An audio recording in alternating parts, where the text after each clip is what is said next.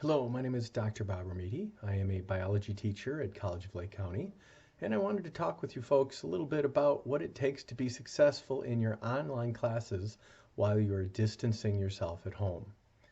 Before we get into that, let's talk a little bit about what this coronavirus is that's keeping us at home in the first place. So when we talk about a virus is a particle that isn't considered alive. So when we think about things that can make us sick, there's viruses certainly, and we've got bacteria and fungi, which are considered living things. A virus is made up of a little piece of DNA or RNA. Maybe you've heard of these before. They are the molecules responsible for storing information. Um, Viruses are surrounded by a protein coat, and in some cases, like this particular virus, there's also a capsule around it, which is made up from the cell membrane of the cell that the virus originated from. So the way these non-living pieces work is a virus grasps onto a part of a cell called the protein and makes its way into a cell. And essentially, the DNA or RNA of that virus takes over the cell's DNA, and it instructs the cell to be making new viruses. And in fact, the cell can make so many of these viruses that it becomes full, it explodes, and it releases these viruses around to infect other cells. Now, different viruses are spread different ways. But when we're talking about this particular virus, which is called the SARS coronavirus 2, or sometimes we just refer to it as the coronavirus, this particular virus is really, really good at spreading in droplets.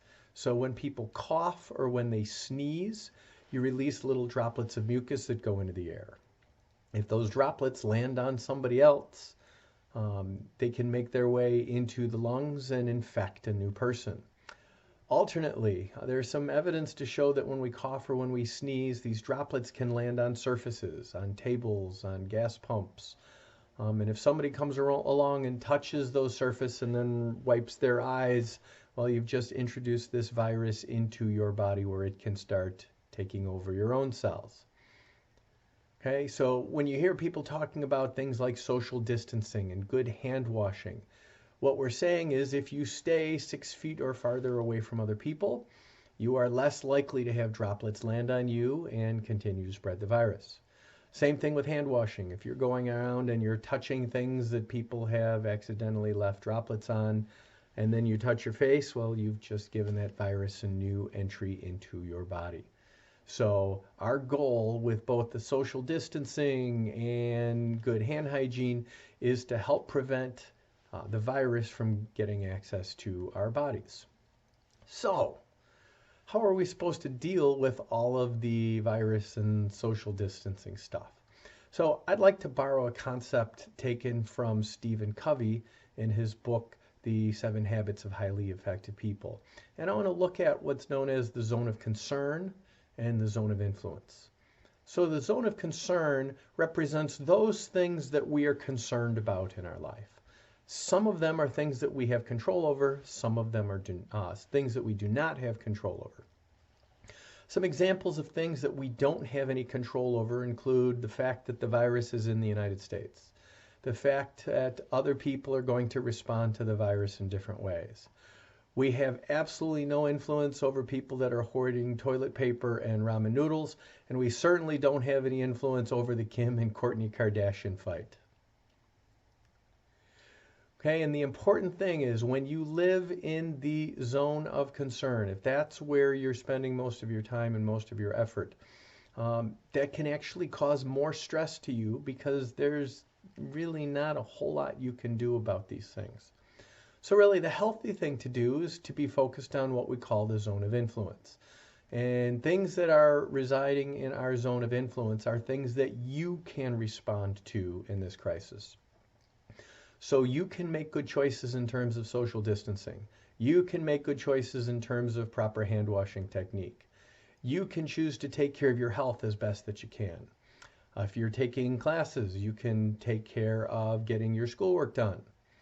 And by making these good choices, it's going to help you be as happy and successful in school and as happy and successful in your life, at least as much as we can be under these circumstances. So, what do healthy people do?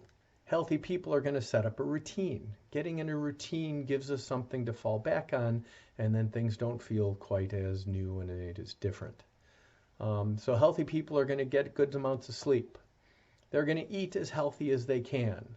They're going to maintain good hygiene. So shower regularly, brush your teeth, clean up your living spaces, because if you're living with old food wrappers and dirty clothes laying around all over the place, it's harder to be motivated to be doing good things.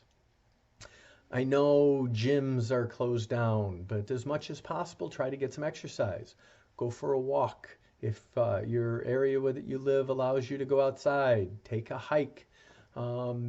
If you are staying inside, YouTube has on-demand, or YouTube has exercise videos. On-demand cable has different videos. Follow along with some of those.